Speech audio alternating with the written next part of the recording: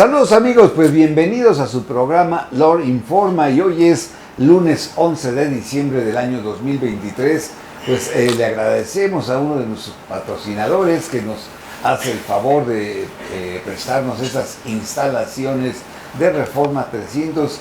El agradecimiento es para Oil and Gas Alliance, para su CEO, el ingeniero Ricardo Ortega, para todo su equipo. Mil gracias por las facilidades para la transmisión de este programa desde Paseo de la Reforma, desde la avenida Paseo de la Reforma, y también a nuestro patrocinador One, a Gasolineras One, que nos ha apoyado este año que termina. Y bueno, pues amigos, estamos también de manteles largos. Estamos aquí con una personalidad, un joven empresario, el licenciado Cristian Wetzel. Él es titular de podcast Imprescindible. Me acompañan, pues como siempre, amigos, pues la licenciada Brenda Fonseca. Buenas tardes. El doctor Saúl Santana e invitados que tenemos atrás. Bueno, pues vamos a echarle muchas ganas. Mi querida licenciada Brenda, haznos el favor de darle lectura a la semblanza de nuestro invitado, el joven empresario Wetzel. Será un placer. Cristian Wetzel Grande Ampudia. Él es originario de Laredo, Texas, Estados Unidos, licenciado en Derecho por la Universidad Iberoamericana, titular del podcast Imprescindibles, donde aborda temas que van desde negocios y crecimiento personal hasta finanzas personales, corporativas y administración. Es conferencista, con una destacada trayectoria empresarial, apasionado por el derecho mercantil, el sector financiero, bancario y bursátil, así como la filosofía. Imparte cursos en la Universidad Anáhuac. Es autor del libro La filosofía de las sociedades mercantiles como sujetos de estudio jurídico. Además cuenta con 2 tesinas, una de ellas titulada El fideicomiso constituido en la zona restringida mexicana. Consejero presidente del Movimiento Juvenil Lasallista. Vicepresidente del Consejo Interuniversitario Nacional de Estudiantes de Derecho. Ha contribuido en el Instituto Mexicano de Ejecutivos en Finanzas. Actualmente, Cristian es socio de 8 destacadas empresas nacionales e internacionales.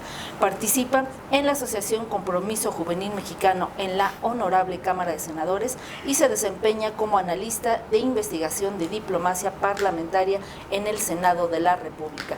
Cristian Wetzel, bienvenido a LOR Informa. Muchas gracias, Brenda, muchas gracias, querido Lord. Pues muchas gracias, al contrario, qué gusto que tengamos a jóvenes empresarios.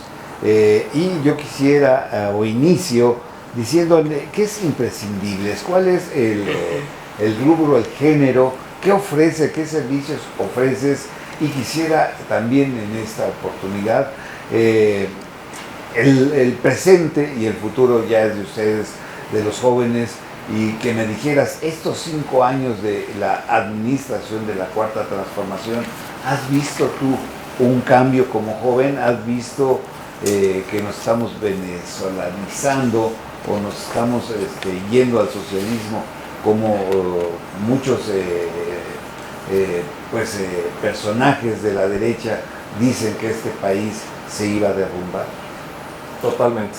Aquí hay varios puntos, y primero que nada es súper interesante la pregunta que planteas, porque cuando estamos frente a esto, primero vamos a responder lo que es Imprescindibles. Imprescindibles es un podcast donde hablo de negocios, de crecimiento personal, de finanzas, de todo este conglomerado para poder generar un desarrollo integral en una empresa.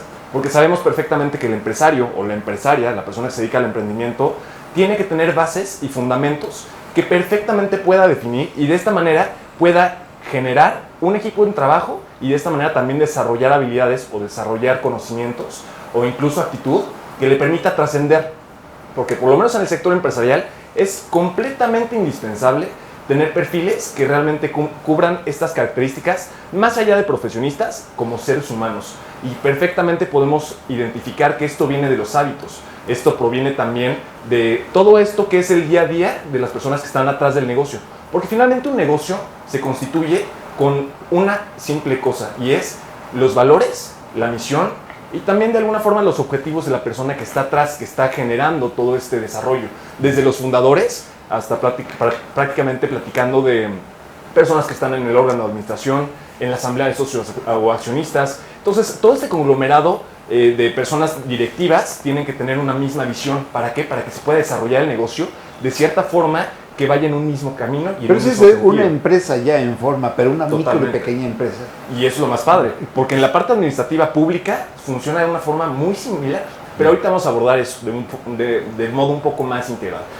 Cuando platicamos de pequeñas empresas, debemos de tomar siempre muy en cuenta cuál es el rubro al que se va a dedicar, porque hay ocasiones donde hay empresas, microempresas particularmente pymes, que hacen tantas actividades que simplemente no tienen un foco, no tienen un punto al cual deben desarrollarse, ¿no? Y en torno a eso hacen tantas cosas que ni siquiera pueden definir cuál es el rumbo o cuál es el objetivo final de sus actividades. Entonces aquí estamos frente a una cuestión imprescindible, el no poder identificar hacia dónde quieres llevar. Imagínate lo siguiente, vamos a poner que te subes en este momento un taxi, ¿no? Sin embargo, tú no le dices a la persona que va conduciendo a dónde quieres ir. Oye, pues ¿a dónde te va a llevar?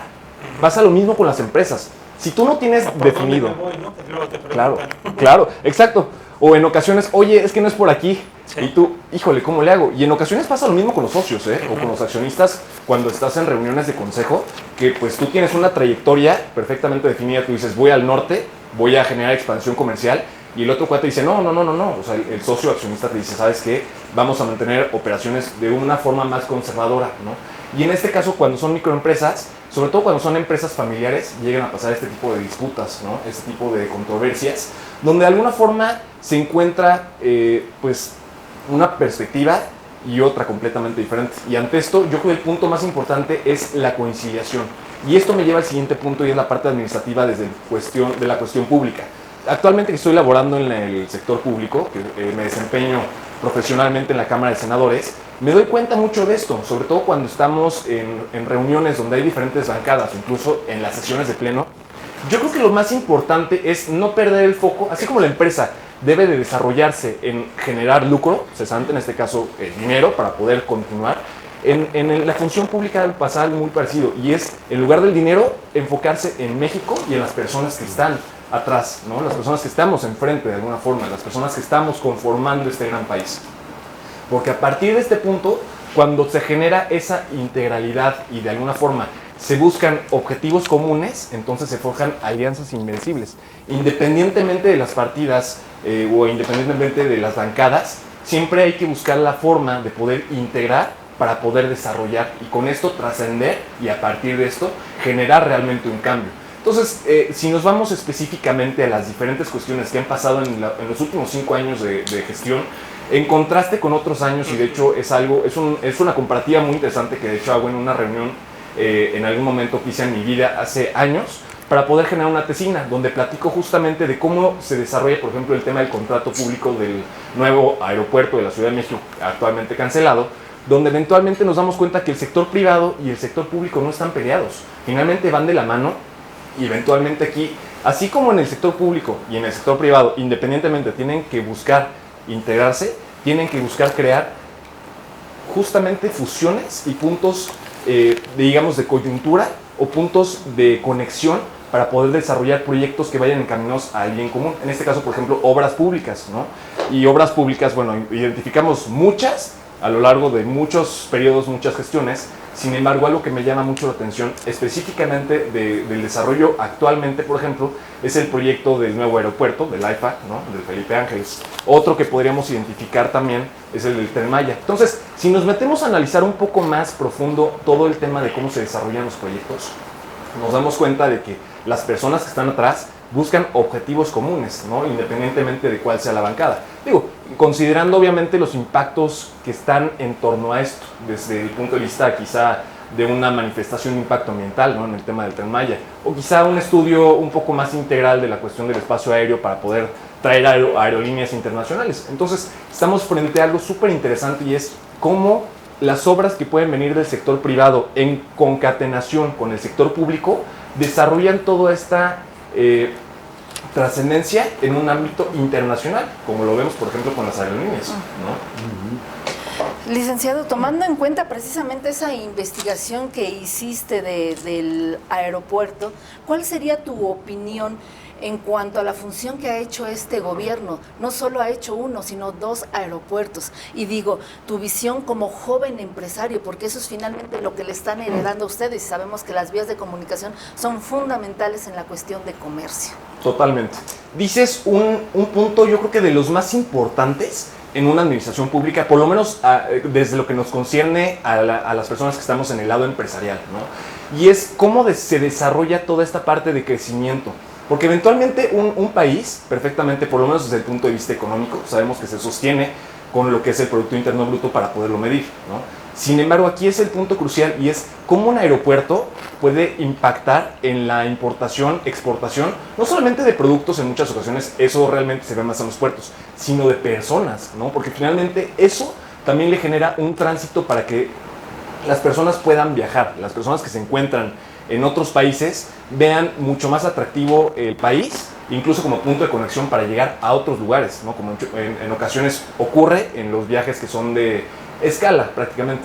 Entonces, si lo ponemos en esa perspectiva, yo creo que la capacidad de alguna forma es muy interesante y desde el punto de vista aeronáutico, platicaba con un amigo que se dedica, es capitán particularmente de Aeroméxico, y algo que mencionábamos es cómo el aeropuerto actual, eventualmente, el que conocemos hace muchísimos años, ya no tiene el abasto, ya no tiene la capacidad de recibir. ¿Y cuáles son las condiciones en las que se encuentra? Está rodeado de urbanidad, ¿no? Totalmente. Y eso es lo más preocupante porque, a ver, imaginemos una persona que viene de otro contexto, otro ambiente, otra realidad, que aterriza en la Ciudad de México y se encuentra cubetas para poder solventar el tema de las goteras, ¿no? O se encuentra, por ejemplo, una fila interminable, ¿no? Aparte de personas porque no tienen abasto para poder desarrollar.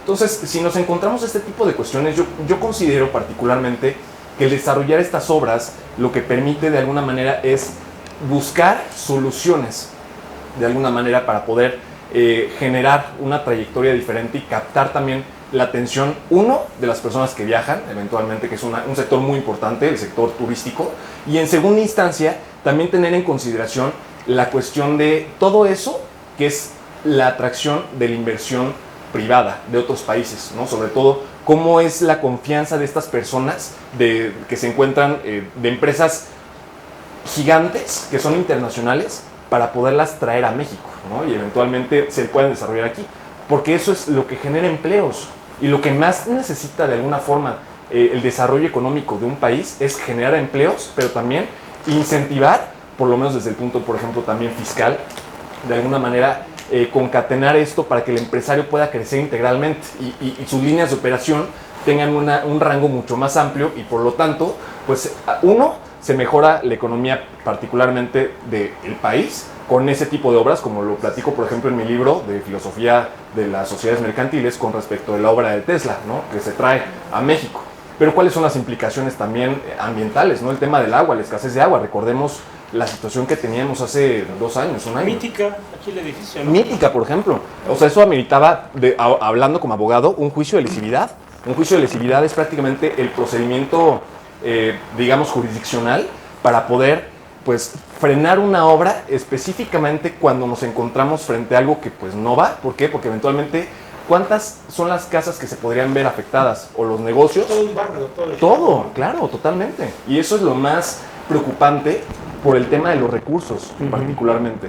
Porque finalmente sabemos que la Ciudad de México tiene cierta limitación e incluso escasez a últimas fechas de recursos como lo es el agua. Entonces aquí nos encontramos frente a una cuestión muy interesante y es cómo el poder legislativo, el judicial e incluso el ejecutivo deberían de trabajar en una misma línea y no peleándose y separándose y creando estas disyuntivas donde eventualmente pues se generan quiebres y estos quiebres generan algo más allá, ¿no? Y es pues polarizar no solamente a las personas, sino polarizar lo que está pasando desde el punto de vista de los resultados, ¿no? Y es más allá de cómo yo digo que sí falta el agua, pero la otra persona dice que no, y eventualmente hay un estudio científico que lo dice, ¿no?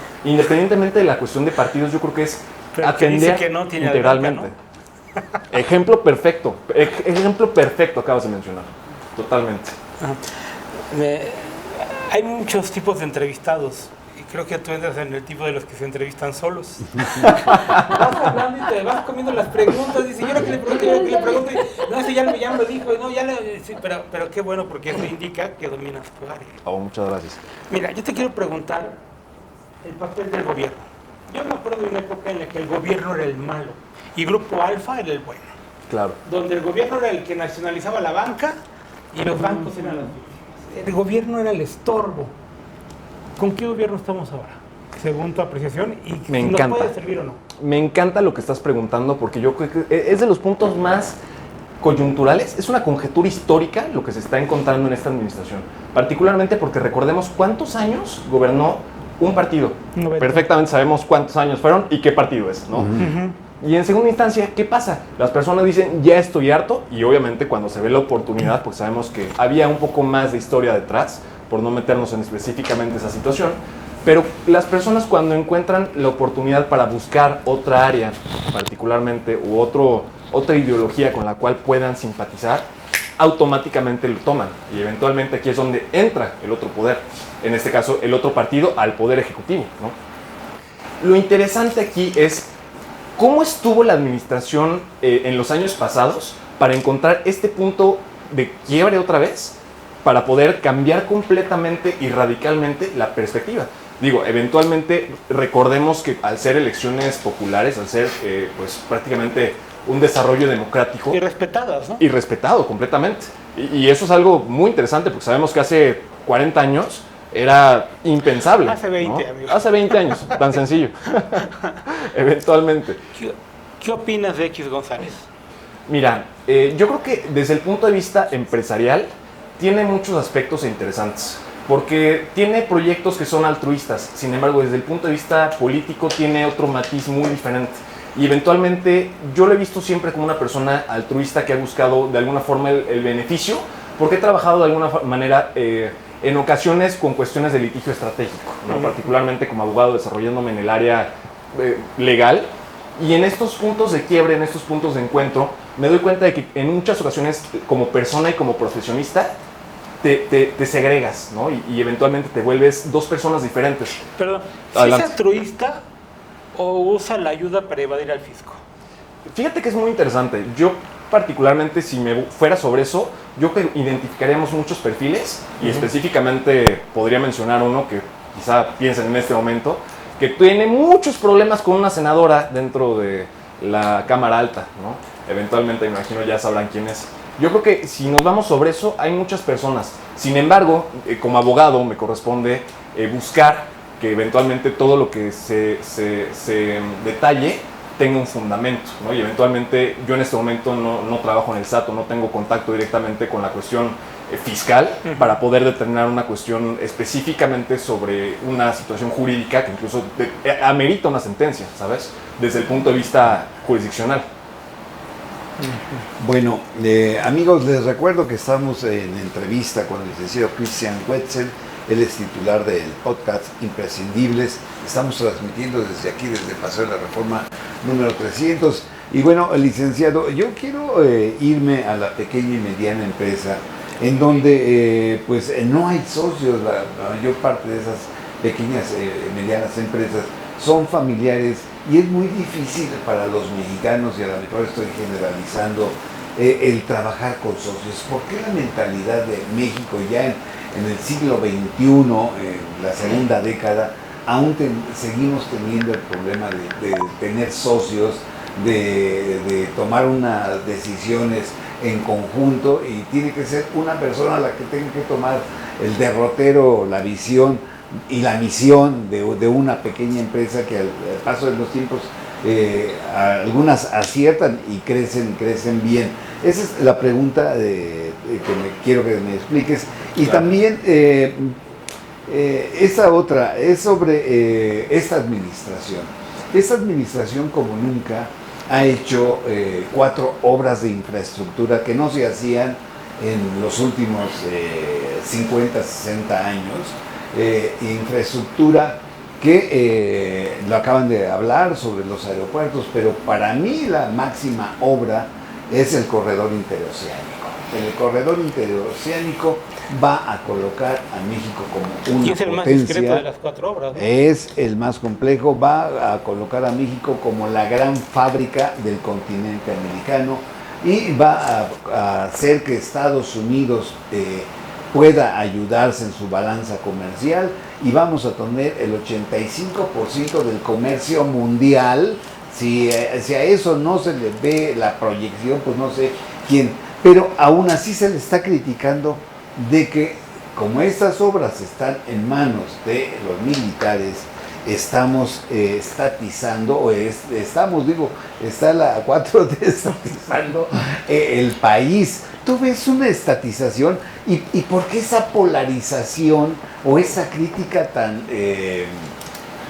falta de fundamentos en donde ataque las obras y el presidente pues les demuestra que están equivocados, creo yo?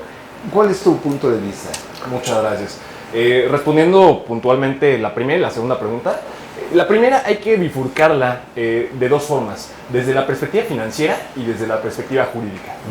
Desde el punto de vista jurídico, sabemos que para poder constituir legalmente una sociedad, si hablamos de comercio formal, de alguna manera, desde el punto de vista fiscal, sabemos que hay diferentes tipos de sociedades. Y sin embargo, las más constituidas son la sociedad eventualmente anónima, que es la más común y te pide 2 socios, cuando menos. Aunque le des 1% al otro cuate y tú tengas el 99% de acciones, así es como está por norma conforme a la Ley General de Sociedades Mercantiles. Entonces, eso es algo inamovible.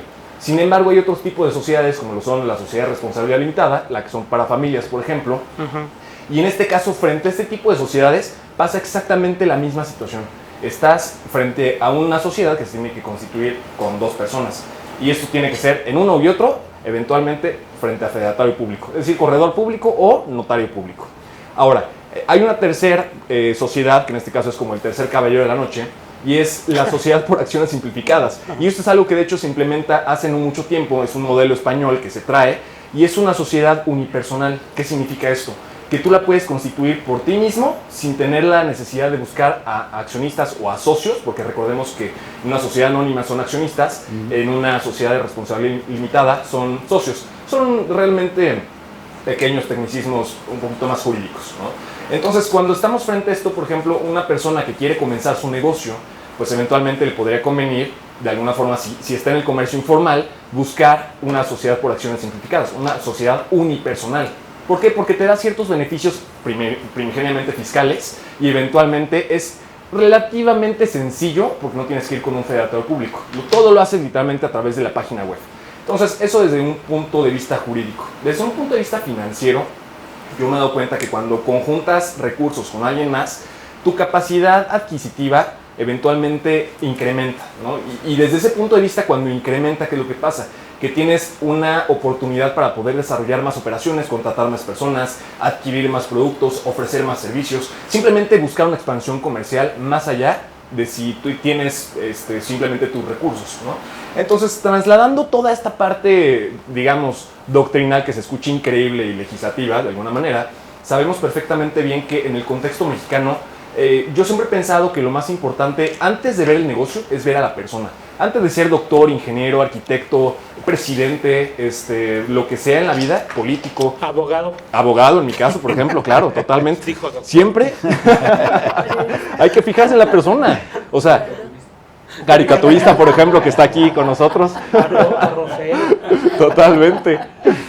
Y me encanta lo que dices, porque justamente es eso, el atender a la persona, ¿no? Y darte cuenta de que hay personas que tienen una ética de trabajo imprescindible, invaluable, que realmente es muy difícil de conseguir. Y lo digo con la experiencia de que en los negocios tuve una época donde me asocié con la persona equivocada. Y es equivalente a, por ejemplo, casarte con alguien y no saber si en la noche te va a apuñalar, ¿no? Estando dormido. ¡Ah, caray! Se vuelve, ¡ah, caray! Exactamente de ese lado de la mesa. Entonces, pasa lo mismo con tu socio, porque estás cediendo cierta confianza en esa persona, porque eventualmente haces equipo, ¿no? No, al contrario. Cuando empiezas un negocio pequeño, lo que buscas es generar conexiones, y conexiones que sean de valor, que impacten, que realmente lleven a otro nivel. Eso respondiendo desde el punto de vista mercantil, digamos. y eventualmente desde el punto de vista de comercio informal, nos damos cuenta de que quizá lo que falta aquí es un poquito de educación en la parte financiera, porque en ocasiones se mezcla mucho lo que son las finanzas personales con las finanzas corporativas, ¿no? Y eventualmente llevar un estado de resultados más sencillo. Llevar la cuenta de tu empresa y llevar tu cuenta personal es muy diferente, y a pesar de eso hay ocasiones donde incluso recomendaría personalmente, si vas comenzando en tu primera semana operativa casi, abres una cuenta en una institución fintech, financiera tecnológica, por ejemplo, no voy a mencionar marcas para que no haya problemas, pero abres una cuenta de banco en otra institución y todo lo que sea para cotizar de eso, lo mandas allá, para que lo separes, ¿no? Y eventualmente no tengas ese problema. Porque eso es un punto muy importante, que en ocasiones si tienes un socio, las principales peleas entre los socios es porque se jinetean el dinero, porque cae en la cuenta bancaria de uno de los dos, o uno de los 5, o uno de los 50, quien sea, y eventualmente dicen, oye, ¿y qué pasó cuando me das mi dinero? No, es que pagué la colegiatura, no, es que acabo de pagar el enganche del coche. ¿No? Totalmente, o dividendos, ¿no? Por ejemplo. Abogado, entonces, perdón que te interrumpa. No, por favor, adelante. Me gustaría mucho aprovechar tus conocimientos en materia legal y mercantil, claro, para plantearte la siguiente cuestión. Sabemos, hablando en términos económicos, que para poder lograr un mercado de valores profundo en nuestro país, entre muchas otras cosas, se requiere una reforma a las pensiones. No obstante, tenemos el antecedente por ahí de junio de 2021, cuando la Suprema Corte de Justicia echó para atrás aquella iniciativa que hablaba de cambiar las UMAS por salario mínimo. En este sentido, ¿consideras en verdad que es urgente esta reforma al Poder Judicial? A ver, vamos a ponerlo por partes, porque es muy importante definir la ratio juris de todo esto, el origen jurídico del porqué. Inicialmente, a ver, yo creo que hay un punto que tocas y que debemos abordar sí o sí, y es el tema de UMAS y eventualmente lo que es el salario mínimo. Porque las personas que están cobrando con el salario mínimo no tendrían por qué resentir la afectación, en este caso, con las UMAS. Las UMAS finalmente, el origen o el por qué existen es justamente para separar el beneficio del castigo. La UMA es un castigo, ¿no? Eventualmente aquí y en cualquier otra parte de la República Mexicana es un castigo. El salario mínimo no lo es, no tendría por qué serlo. Y eso desde el punto de vista, por lo menos penal, ¿no? Que en muchas ocasiones la legislación penal hablaba de salarios mínimos cuando hablaba de las multas, ¿no? Pecuniarias, es decir, económicas. Entonces, porque era un equivalente, ¿no? Porque claro, el salario mínimo era un referente. Era un referente. Era un referente, totalmente. Pero ese referente era, eventualmente, si subían el salario mínimo, que le beneficiaba a muchas personas que eventualmente percibían el salario mínimo, pues las personas eventualmente que estaban teniendo que pagar estas multas, pues, ¿qué es lo que pasaba, no? Entonces, eran cuerdas separadas. Tenían que ser hermanos separados. Uno se trata de una forma y el otro diferente. A uno le gusta el rock, al otro le encanta el pop, ¿no? Por decir algo, o la banda, como quieran. Pero dos personalidades completamente diferentes. Esa es la esencia de uno y otro. Ahora, atendiendo específicamente esto que mencionas, Brenda, me parece muy interesante, y es, no recordemos la institución, recordemos las personas que hay atrás de la institución. Otra vez lo menciono.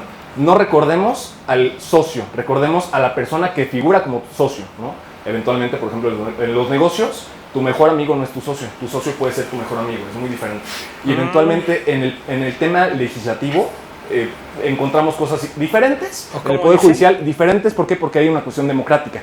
En el Poder Judicial no, en el Poder Judicial cambia, ¿por qué? Porque el Poder Judicial es el resultado de alguna manera, en la Corte más alta, eventualmente, de juntar el Poder Ejecutivo y juntar el Poder Legislativo, ¿no? Entonces, digo, a través de las ternas, a través de todo este mecanismo constitucional que existe. Entonces, si nos vamos a atender a las personas, que es donde yo creo que realmente radica el punto más importante, es cuántas personas hay del actual sexenio y cuántas personas del sexenio pasado. Y con base en eso, eventualmente es muy sencillo segregar cuál es la partida política o cuáles son las trayectorias que cada ministra o ministro podría llegar a tomar. Eventualmente lo identificamos recientemente, ¿no?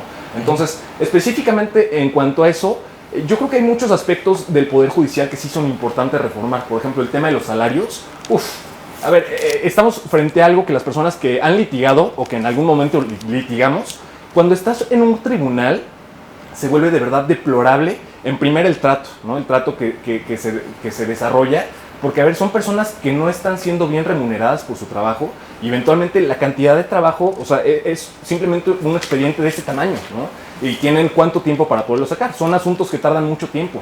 Entonces, son personas que eventualmente, bajo ciertas condiciones y circunstancias, están laborando de una forma impresionante, desde el juez, por ejemplo, hasta el secretario de acuerdos, hasta el actuario, incluso a pesar de que el actuario anda por todas partes, notificando y demás. Yo creo que es este equipo de trabajo, e incluso las personas que están alrededor de este equipo de trabajo, deben de tener, de cierta manera, ciertas prestaciones que le permitan dar una justicia efectiva y eventualmente, con base en esto, dar realmente soluciones, ¿no? Porque eventualmente el Poder Judicial es para dar soluciones.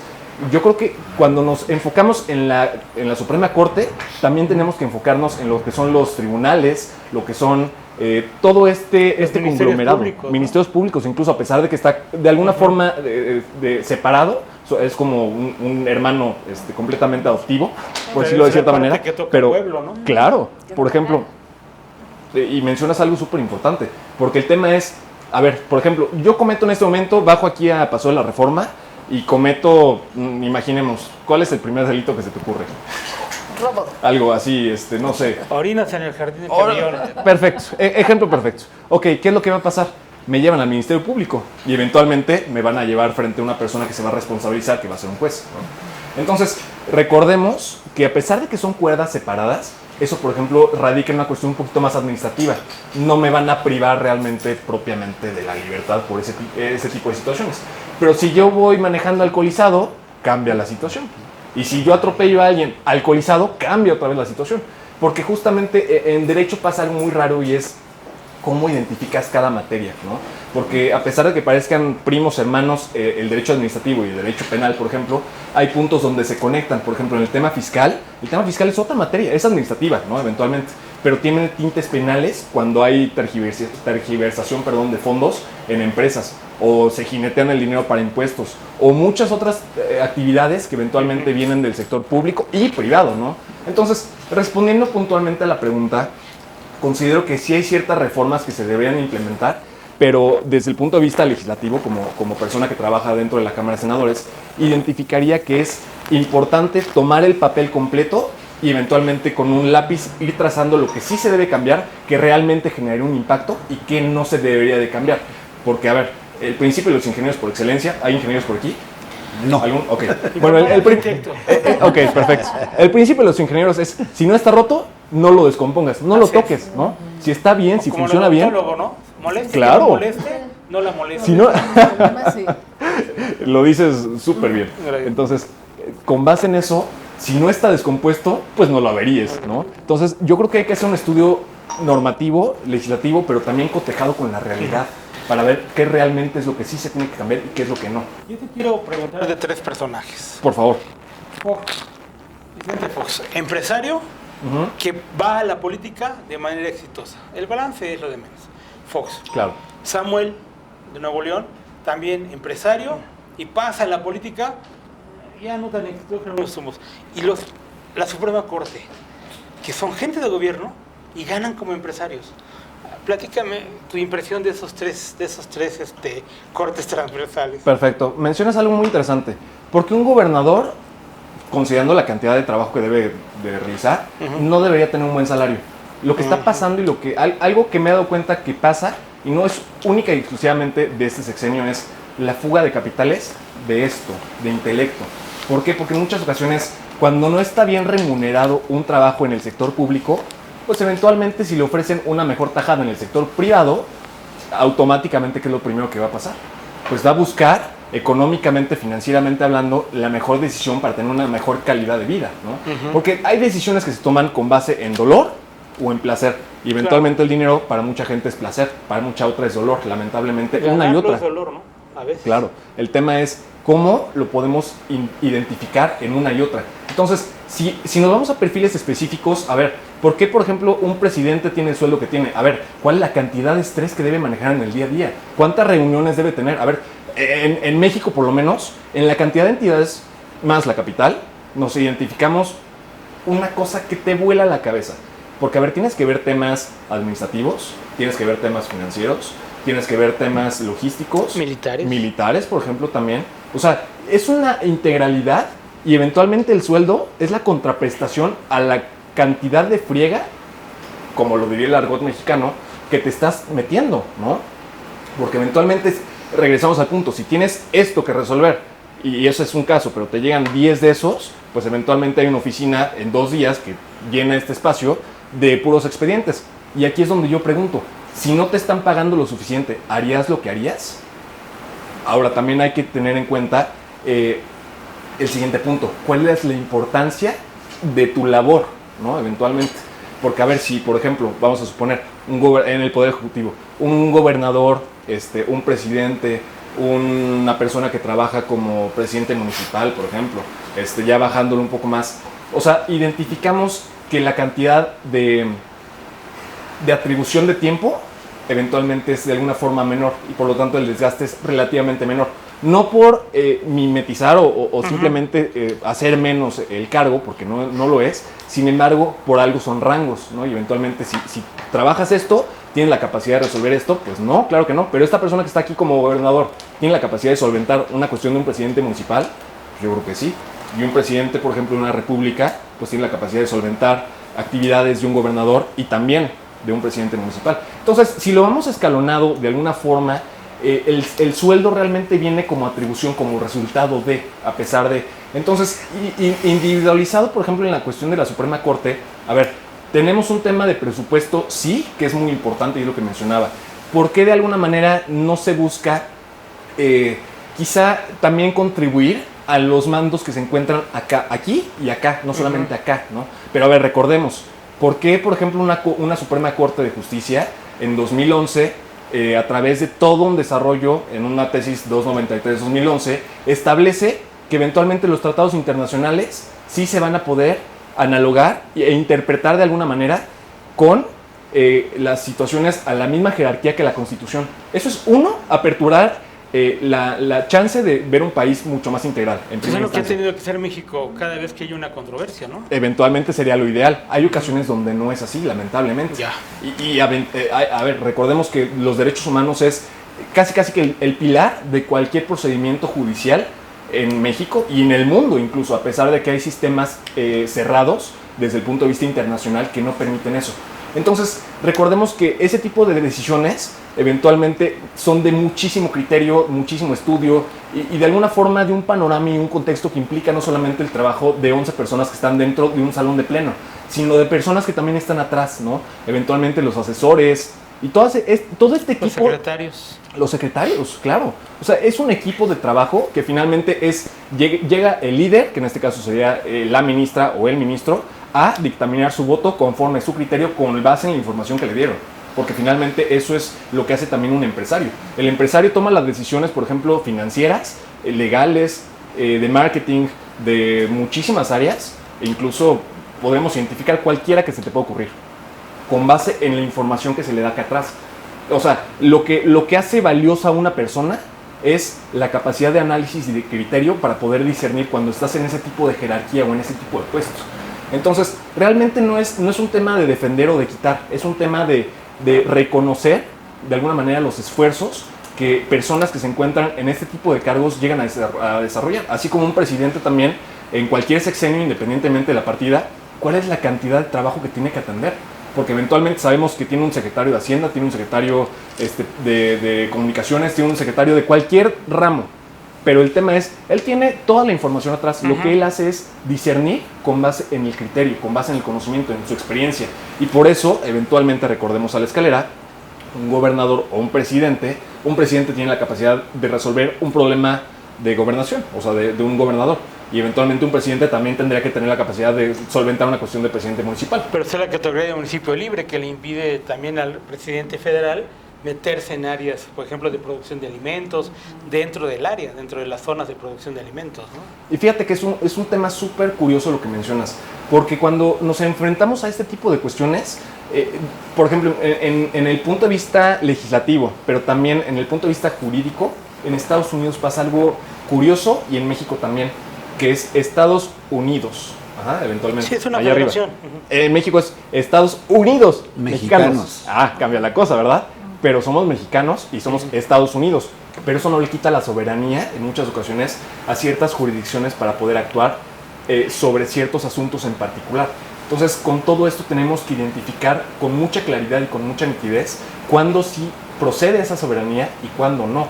porque hay asuntos que son de competencia internacional, quizá en muchas ocasiones, competencia que son nacional, y otros cuando son nacionales son estatales o son municipales. O sea, hay que dimensionar cuál es la magnitud del asunto y con base en eso identificar a quién le corresponde, ¿no? Porque, a ver, vamos a ponerle un ejemplo muy sencillo. Si yo en este momento, hay dos chicos aquí que tienen, no sé, 5 y 6 años. El de 5 le pega al de 6, ¿no? ¿Qué es lo que van a hacer? A la primera persona que le van a llorar y le van a decir a quién va a ser, a la mamá.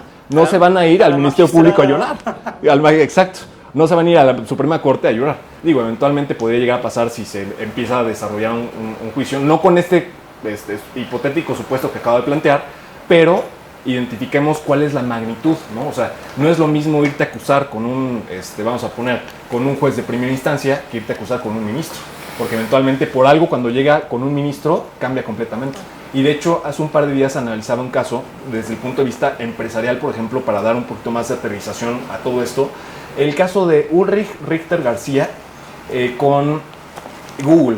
Prácticamente era un asunto internacional por una cuestión de privacidad de datos y demás, donde prácticamente a Ulrich se publica en internet un blog donde a esta persona se le empieza a difamar, se le empieza a decir que era un abogado, pero en la página esta que se había cargado en internet se decía que era una persona con prácticamente prácticas ilícitas en su quehacer profesional, es decir, que blanqueaba capitales, que realizaba prácticas con el crimen organizado, o sea, cosas muy delicadas. Y eventualmente el caso escaló hasta la Suprema Corte. O sea, eventualmente aquí es donde nos damos cuenta y decimos, vamos a ponerlo así, como un caso de este tipo, entre una empresa enorme que es Google y un particular que es un abogado, hasta dónde puede escalar y eventualmente hasta llegar al punto en el que un tribunal de aquí de la Ciudad de México en materia civil condena a Google, ¿no? Sí. Penalizando con $5,000 millones a pagar. Entonces, cuando nos damos cuenta específicamente de esto, identificamos que si no hubiera llegado a la Suprema Corte, no hubiera tenido capacidad para poder desarrollar el juicio correctamente, porque era con Google Inc. Exactamente. Y con Google en México SDRL. Un civil que es mencionado en Google puede demandar a Google por lo que se mencionó.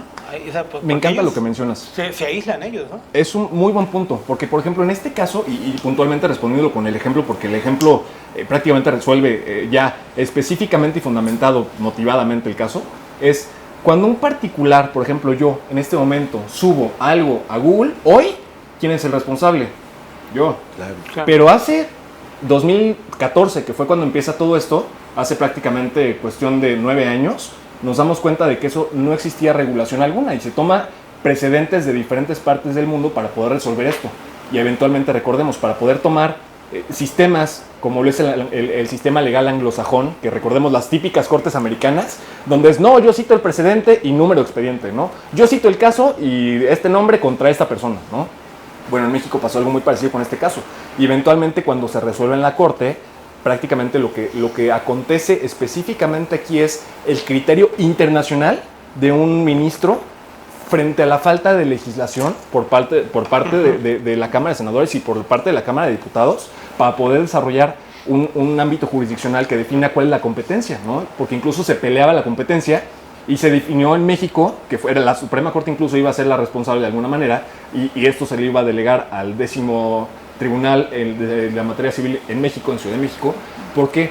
Porque Google, en México SDRL, aceptó en este caso la notificación y dijo no, entiéndase con Google, en ese caso Google LLC, actualmente Inc. Entonces, pues se lo manda para Estados Unidos y Google dice, Google LLC en ese momento llega con la Suprema Corte y dice, no, a ver, espérate, yo no tengo nada que ver, o sea, si quieres demandarme, ven a Santa Clara, a California, que es el condado de Santa Clara, a demandarme, porque yo no tengo nada que hacer en México.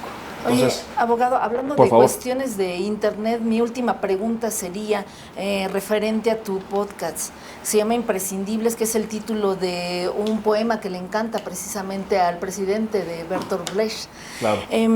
Me gustaría que brevemente nos pudieras exponer un poco de tu historia de vida, porque nuestro auditorio te verá que eres una persona muy, muy joven, muy talentosa, que has hecho muchísimas cosas. De hecho, si yo hubiera leído tu currículum, me llevo todo el programa.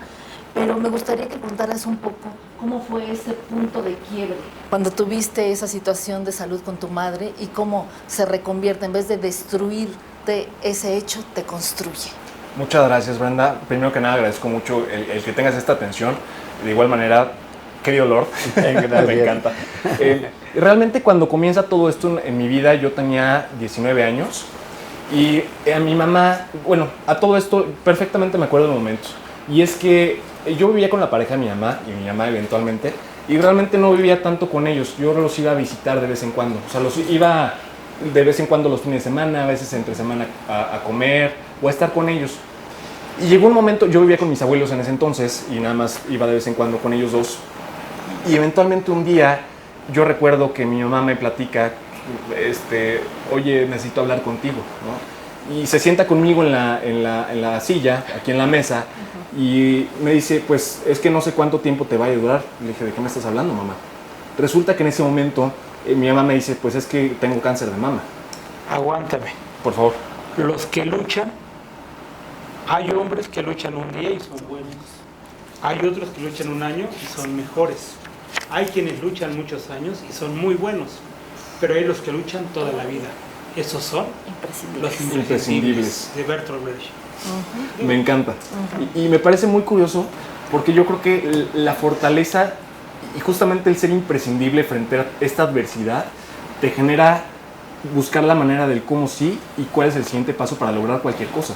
Porque en ese momento, a ver, yo tenía 19 años, yo estudiaba en la preparatoria y eventualmente las operaciones eran muy costosas y desde el punto de vista del Seguro Social, yo me acuerdo, o sea, eran días que pasábamos completos en el Seguro Social y no podíamos y no se le daba trámite. Una pregunta, ¿tu bien. mami finalmente partió? No, afortunadamente hoy en día la tengo aquí conmigo. Orgullosísima de ti, ¿no? ¿Perdón? Orgullosísima de ti. Yo espero que sí, seguramente sí. Los que hemos pasado eso, lo sabemos. Sí, totalmente. ¿Te ha pasado alguna vez? Somos sus ejes. Sí. Y tú me queda claro que eres un eje. Gracias. Y justamente yo creo que cuando te das cuenta de eso, yo creo que no hay poder más imprescindible y más ilimitado que el que viene desde el amor. Y eventualmente yo en ese momento busqué la forma, dije, esto no va a salir por la vía pública, o sea, por el Seguro Social, porque era una fila interminable y eventualmente ni siquiera había citas. Y era 2019 aparte, o sea, recordemos el contexto, ¿no? Entonces, en este momento, para mí fue muy, muy significativo el buscar la forma de sacar a mi mamá adelante. Entonces, yo me acuerdo que fui con un amigo al Costco y me dijo, oye, yo te presto mi membresía, compra galletas, yo te las pago, no te preocupes, compra brownies, muffins, todo. Y yo en la prepa empecé a vender. Y eventualmente empecé a vender en la prepa, en la secundaria, en los chavos de primaria, a la hora de la salida, y todo este tipo de personas. Y me di cuenta de que me gustaba mucho el tema del comercio. Y ahí es donde dije, creo que esto está padre. Porque aparte de ayudar a mi mamá en ese momento, pues era buscar la manera de fortalecer una habilidad. Y les voy a dar una fórmula que para mí ha sido súper importante en la vida. Y es que a partir de ese momento yo tenía la experiencia de haber trabajado hace un par de años atrás en una casa de bolsa. Entonces yo sabía del tema de inversiones y aparte había estudiado mucho porque me gusta mucho estudiar y eventualmente me di cuenta de que en este momento yo conocí a otra persona que también sabía de inversiones. Y entonces empezamos a desarrollar una academia específicamente para desarrollar inversiones, para enseñar a las personas a invertir, para aprender de finanzas, porque yo no soy financiero. Sin embargo, soy financiero por gusto, ¿no? Eventualmente, a pesar de que tengo el conocimiento de un financiero.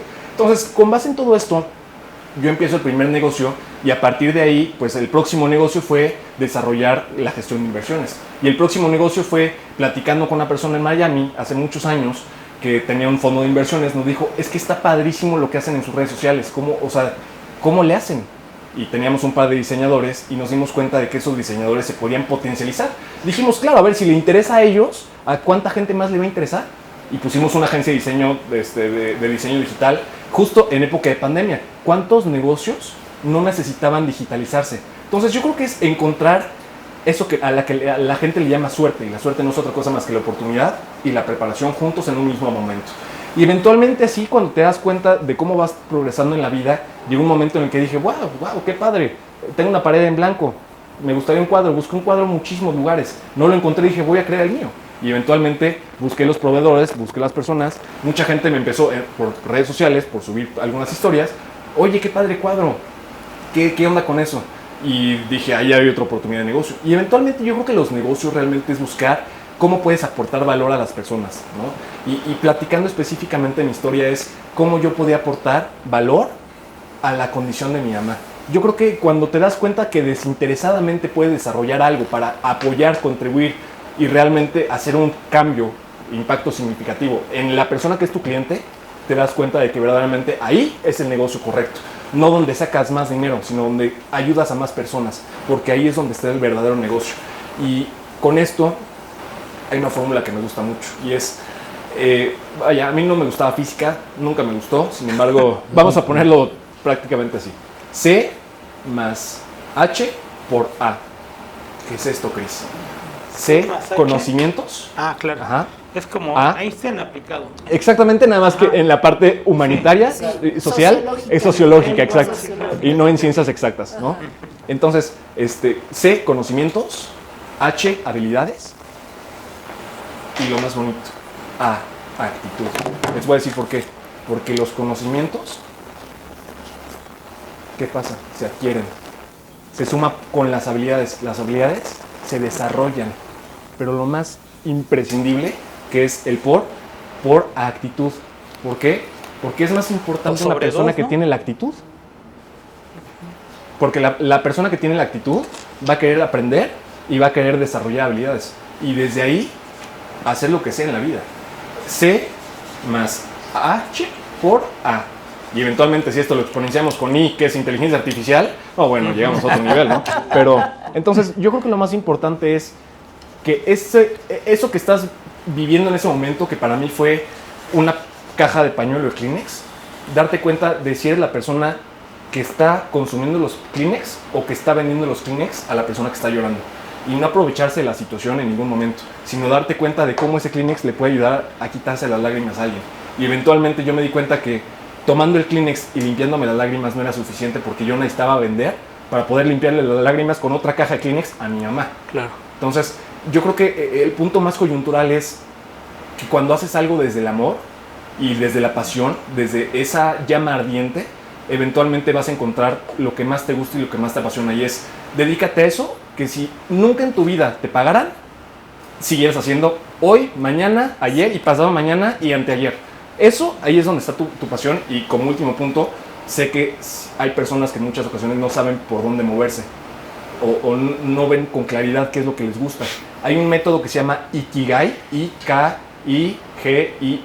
¿Japonés? Exacto, japonés, que justamente lo que establece es, estoy aquí en el centro, ¿qué me gusta? ¿Qué me encanta? Que las personas podrían pagar por ello. Es como Sócrates, pero así. Exacto.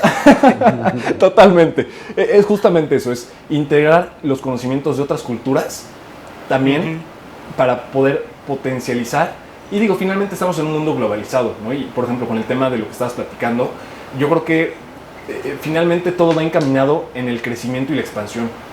¿Para qué? Para el bien común, para generar bienestar en las personas. Económicamente, socialmente, personalmente, en cualquier sentido que sea, pero generar y aportar para que desde el valor, entonces las personas puedan obtener y entonces regresar, porque un empleado no solamente cobra, también genera. Y un empresario no solamente cobra, también contribuye. Entonces cada quien aporta desde su cancha y un servidor público o una persona, un ministro, un político, quien sea, ahí es donde yo pregunto. Un hijo. ¿Cuál es el valor? Exactamente, un hijo. ¿Qué valor te puede dar ese hijo? ¿Tú qué valor le puedes aportar a ese hijo? Ahí es donde está, yo creo que el punto más importante de todo. ¿Qué puedes dar tú a cambio que la otra persona necesite y que tú puedas dar? Pues bien, la verdad es que aprendimos mucho de este joven empresario mexicano, Christian Wetzel. Se quedan muchas, o al menos a mí me quedan muchas preguntas en el tintero, pero creo que va a haber una mejor opinión, para el próximo año una oportunidad de poderlo invitar, licenciado Aprende. Vamos a despedirlo con un aplauso, pero antes que nos diga en dónde te podemos localizar, cuáles son tus redes sociales. Muchas gracias, querido Lord. Bueno, mis redes sociales las puedo identificar como @Cris con CH, _Wetzel. Wetzel. Prácticamente es Chris con CH, WETZEL. Es mi apellido. Yo no lo elegí, lamentablemente, pero. ¿Campaña? Exactamente. Muy parecido, como Wenzel, o Wenzel, que se llaman, nada más que con T en lugar de N. Justamente. Perfecto. Muchas gracias, querido Lord. Gracias. No, al contrario, Al pues contrario. gracias, bienvenido y esa es tu casa y quedan las puertas abiertas. Muchas gracias. Y que tengas felices fiestas de Navidad y próspero año nuevo. Y nos vemos el siguiente año. Me encantará estar el siguiente año con ustedes y digo, finalmente platicar con ustedes es muy enriquecedor. Me parece increíble y les agradezco mucho el espacio. Los agradecidos somos. Pues amigos, vamos a un corte comercial y regresamos. Gracias.